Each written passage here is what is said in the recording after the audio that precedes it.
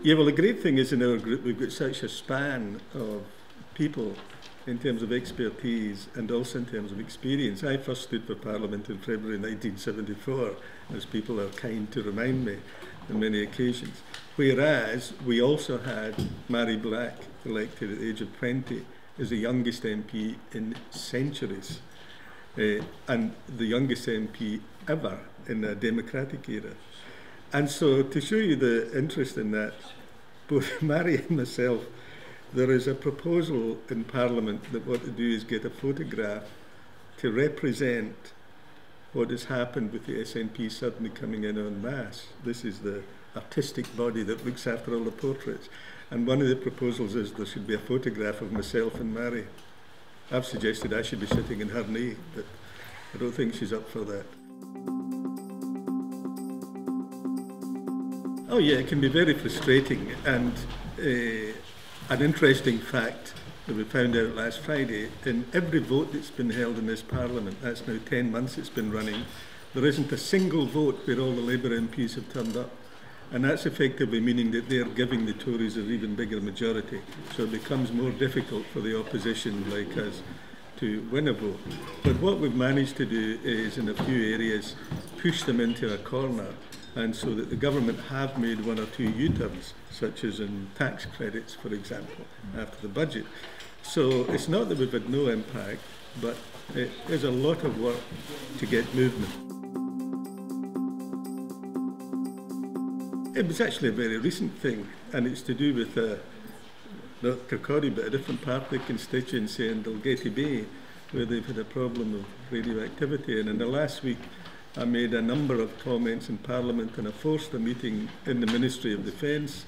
I took down and presented them with some radioactive sand and sat over a table and didn't leave the room until I got a series of agreements.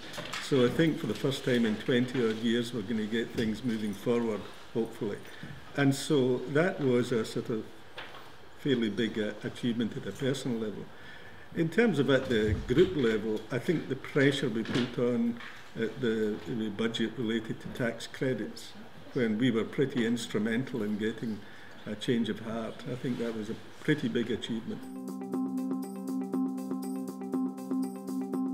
Well, probably the voting system is ridiculous. I was sitting once leading for the SNP in a debate on the finance bill, which is the bill that implements the budget. Right? This was for 8 hours in the Commons. An hour and a half out from the end, the Speaker fed messages to us to say to me, I'm only going to allow you to push one amendment for this entire budget bill, because Labour Party are going to put down 2 and the government's going to put down 1. That means 4 votes. That'll take an hour and a quarter out of the waiting time, because it takes about 15 minutes to vote because of the ancient way in which they do it. And so what you find is that there's actually very little gets pushed to a vote in Parliament because of these arcane procedures. And that's not only very frustrating, but it's completely inefficient. It was a very good demonstration of why we need to get power back in Scotland. Westminster has got an absolutely ineffective and lousy system of legislative scrutiny. That is, looking at the details of bills as they go through. So, for example, there were dozens upon dozens of amendments put down by opposition forces, not just ourselves, but we put down a lot. And some of these we would have thought would have been uncontroversial. They were about tidying up the legislation because it wasn't worded properly. The Tories just rejected everything as a matter of principle. And then at the very, very end of the process, they used the Lords to push through their own amendments.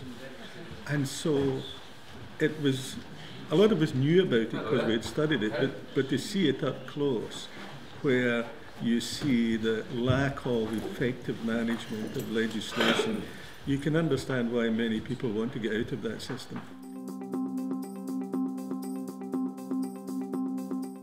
No, I think there's quite a lot of confusion still. We find that in the number of people who come to my constituency office with issues. What we always do, if they come with something that's devolved, we would say to them, look, it's probably better dealt with by a local MSP or a local councillor. Are you happy that we pass your case on? People that are happy will pass a case on. Others want the traditional MP to deal with it, so we would deal with it. But what we try and do is help people to understand the different aspects of government, and then they'll get a better service out of it. A year ago, in the middle of a campaign that was taking off, and I think it was almost exactly a year ago that the poll came out that suggested we were 6% ahead in Kirkcaldy and Cowdenbeath, and people thought that can't be right. But anyway, that was helpful in keeping the activity going. As it just so happened, we won with a far bigger margin than even that poll predicted. So you weren't taking anything for granted at this stage. I mean, the big worrying thing I have about the May elections is that people maybe think we're automatically going to win. We're not going to automatically win anywhere. So what we need to see is the same effort put into the Scottish parliamentary elections as were put into the Westminster elections before. So I think we've all got to up our game. It's very busy in comparison with what it used to be. The same is true for all the SNP MPs. We reckon we're working about 80 to 90 hours a week between what we do in Parliament and what we have to do back in the constituency. So that's very busy for our staff. We've all got hundreds of constituency cases, so the constituency is very busy. And in addition to that, we're trying to man every single committee in Parliament. We're taking part in every single debate, and we're stimulating a lot of new business as well in Parliament. So from that point of view, we are an extraordinarily busy group, but I think we're having real impact. I don't think that will die away, because it can be motivating when you know you're up against people who you disagree with their policies markedly. You want to fight them. What's very important, though, is the reason I'm here today at the branch meeting is it's very important to try and keep touch with people back home, because that's where our strength comes from.